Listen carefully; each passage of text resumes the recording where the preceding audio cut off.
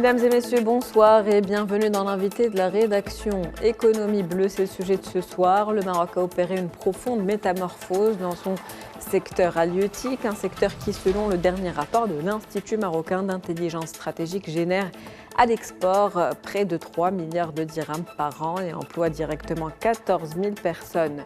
En 2024, la production nationale a atteint près d'1,5 million de tonnes avec une valeur estimée à plus de 16 milliards de dirhams.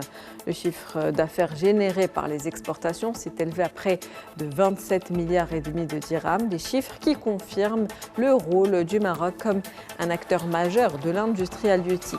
Quelle stratégie et quelles pistes pour renforcer davantage la résilience de ce secteur? On en parle dans cet invité de la rédaction avec M. Ali Motaïb. Vous êtes président du Global Governance Sovereignty Foundation. C'est un plaisir de vous avoir avec nous ce soir. Bonjour, merci pour l'invitation. Alors, l'économie bleue au Maroc, plusieurs enjeux stratégiques, en tout cas, ça c'est sûr. Si on devait faire l'état des lieux de ce secteur au Maroc. Il faut savoir que tout d'abord, par rapport au secteur de l'économie bleue de manière générale, il y a une volonté stratégique, une volonté royale qui a été impulsée depuis plusieurs années et qui s'est illustrée, a été appuyée par Sa Majesté le Roi lors du discours du 48e anniversaire de la Marche verte, où il y a une volonté, en tout cas, de faire du Maroc un pôle régional, continental très important par rapport à la question. Qu'est-ce que ça veut dire concrètement? C'est d'avoir notamment par rapport à la région et avoir comme pôle, on y reviendra, la ville de Dakhla et la région de manière générale, comme un pôle d'impulsion aux industries liées à l'économie bleue. Et ça va de la production effectivement halieutique, en passant par les aspects logistiques, portuaires, mais aussi des aspects de durabilité. Et donc il y a une volonté et des objectifs qui s'illustrent notamment par les chiffres que vous avez cités, tout d'abord par l'export de produits halieutiques qui sont de plus en plus importants, mais aussi sur la question du développement, notamment de l'arsenal naval, ou plutôt de la flotte navale au niveau commercial et au niveau de la production, avec des ambitions très importantes sur plusieurs horizons, notamment l'horizon 2040. En tout cas, plusieurs enjeux stratégiques. Quels sont les principaux objectifs de la stratégie Haliotis au Maroc et quels sont les résultats également attendus par rapport aux stratégies mises en place? Il y a tout d'abord une volonté de se positionner comme un pôle d'export très important sur le secteur. Donc les chiffres que vous avez cités qui sont très importants, près de 27 milliards de dirhams d'export.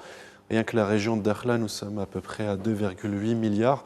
Donc il se positionne comme un pôle très important, avec une création de valeur ajoutée. Tout d'abord, un impact en termes d'emploi, mais aussi en termes de création de richesse au niveau national, donc exportation de produits, et, de produits halieutiques de manière importante, mais aussi une volonté qu'on développera, d'avoir aussi des axes d'échange au niveau international, de diplomatie économique, de formation, mais aussi de création d'impact, on verra.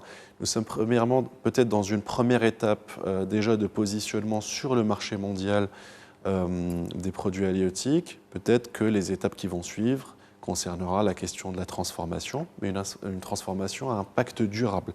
C'est en tout cas la volonté qui est affichée par rapport à la stratégie.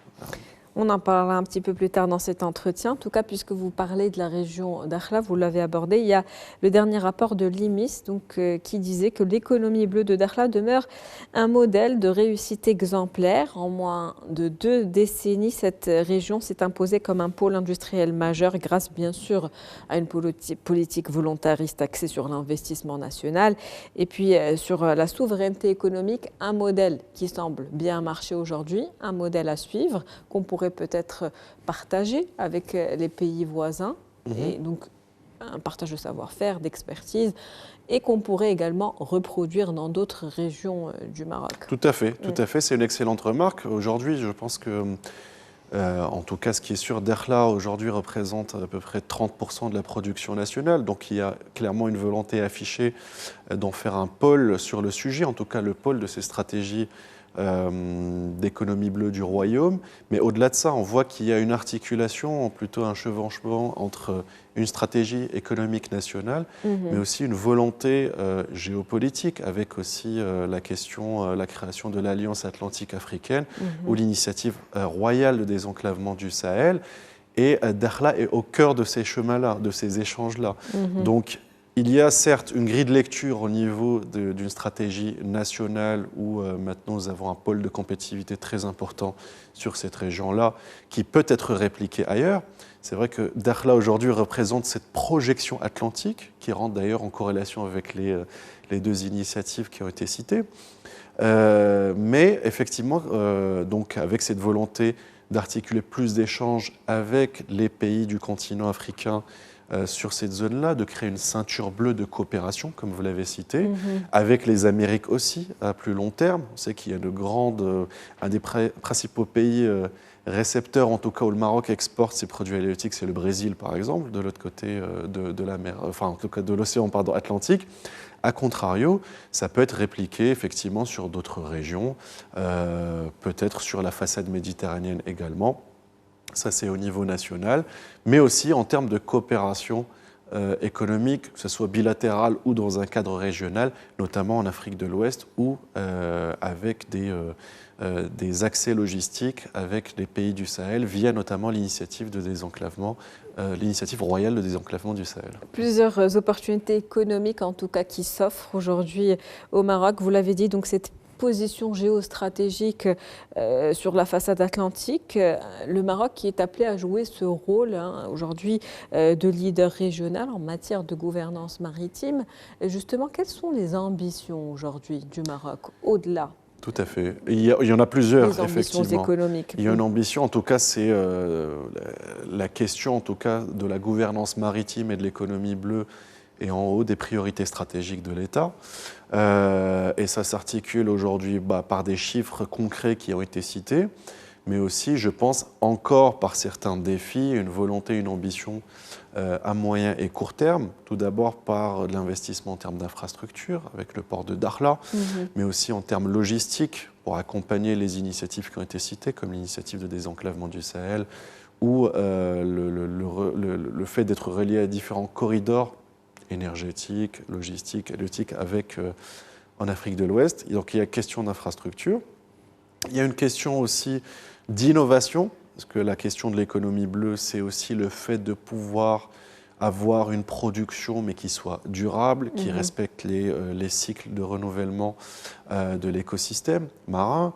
Il y a aussi une volonté donc de partage de connaissances et d'innovation, et donc de partenariat aussi à l'international avec de possibles transferts technologiques. Ça serait un peu les enjeux futurs. Et enfin, il y a question, pour rebondir sur ça aussi, de formation. Il s'agit aussi de former justement tout un tissu économique qui va de la question de la pêche, mais aussi à la question de l'ingénierie, de l'innovation, qui puisse avoir un impact local, déjà par rapport à la région, mais aussi un impact national ou un impact, je dirais même, régional de coopération avec les pays alliés et partenaires. Comment justement redéfinir cette stratégie maritime du Maroc pour pouvoir répondre à ces objectifs et à cette ambition, tout en favorisant une gestion efficace des ressources? Il y a la question qui est très importante. Bon, tout d'abord, pour avoir les moyens de ces ambitions, il y a eu effectivement les discussions autour de l'établissement d'une flotte maritime, donc importante, notamment de la marine marchande et commerciale, de reconstituer cette flotte dont le Maroc disposait historiquement, puis qui a fait défaut à un moment donné, afin d'accentuer, ou en tout cas d'appuyer les échanges au niveau de ces différents corridors qui ont été cités, mais aussi l'aspect, on l'a cité, d'innovation, c'est-à-dire on ne va pas rester que sur de la pêche classique orientée vers l'export. On va voir comment transformer peut-être justement cette activité de manière durable avec de l'impact. Et pour cela, il y a plusieurs tactiques ou stratégies à déployer au niveau notamment de la formation et l'innovation, c'est ce qu'on disait. Et notamment, ça concerne aussi les échanges bilatéraux, la coopération et des transferts de technologies. Et justement, en termes de ces investissements, on en est où à peu près? Il y a un chiffre que j'ai, c'est que le Maroc consacre un budget de 1,55 milliard de dirhams à la recherche et à l'innovation dans ce secteur. Est-ce que c'est suffisant? Est-ce qu'il faut faire plus? Qu'en est-il des investissements? Pour l'instant, c'est de l'investissement étatique. Je dirais presque comme plusieurs secteurs. Il y a une impulsion étatique, mais... une réelle volonté en tout cas. En tout cas, comme on l'a dit tout à l'heure, il y a une volonté, en tout cas c'est parmi les principales priorités stratégiques de l'État, de l'État marocain. Il y a une volonté, donc un investissement impulsé, voilà, 1,55 milliard effectivement par l'État.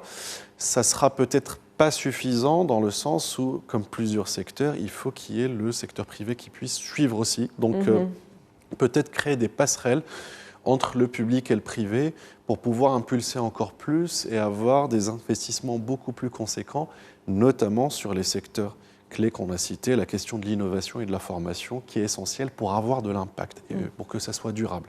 Si le Maroc ambitionne en tout cas de devenir un pôle en termes de gouvernance maritime et d'économie bleue, et je pense que c'est la volonté qui est affichée, c'est la volonté stratégique de l'État, il faut effectivement créer en tout cas des passerelles d'investissement du secteur privé également. Je crains hélas que les investissements publics qui aient une volonté mais qui soient insuffisants s'il n'y a pas justement d'accompagnement dans le secteur privé également. En tout cas, cette innovation est aujourd'hui nécessaire pour la durabilité, comme vous l'avez dit, de ce secteur, mais aussi pour répondre à un certain nombre de défis qui existent aujourd'hui liés à l'écosystème, donc par rapport au changement climatique, la gestion, comme je le disais, durable des ressources halieutiques, la protection de ces ressources qui ne sont pas illimitées, et puis la lutte aussi contre la pêche illégale pour préserver cette ressource importante. Tout à fait, tout à fait. C'est indispensable en tout cas aujourd'hui d'avoir des mesures qui sont déjà en place, mais de renforcer la question de la protection effectivement de l'écosystème et de la durabilité, d'avoir une durabilité en termes de pêche. L'une des solutions, encore une fois, qui a été citée, c'est la question de voir la question de l'innovation, comment avoir en plus de la pêche classique et de la production halieutique classique, des moyens et des mécanismes en termes d'innovation et d'industrie durable liés à cet écosystème d'économie bleue qui permettent d'avoir, de la création de richesses, mais aussi de la création de richesses dans la durabilité. Voilà. Et il y a beaucoup de méthodologies qui ont été éprouvées au niveau de plusieurs pays sur comment avoir de l'impact tout en conservant justement cette durabilité. C'est possible, mais il faut un peu investir justement dans la recherche et développement et l'innovation. On en revient à cette question d'investissement. Merci Toujours. à vous en tout cas, Monsieur Ali Moutaïb. Je rappelle que vous êtes président du Global Governance Sovereignty Foundation. C'était un plaisir de vous avoir avec nous ce soir. Merci pour toutes ces précisions. Le plaisir est partagé. Merci à vous. C'est la fin de l'invité de la rédaction pour ce soir. On se retrouve demain avec un nouvel invité, nouveau sujet. Très bonne soirée.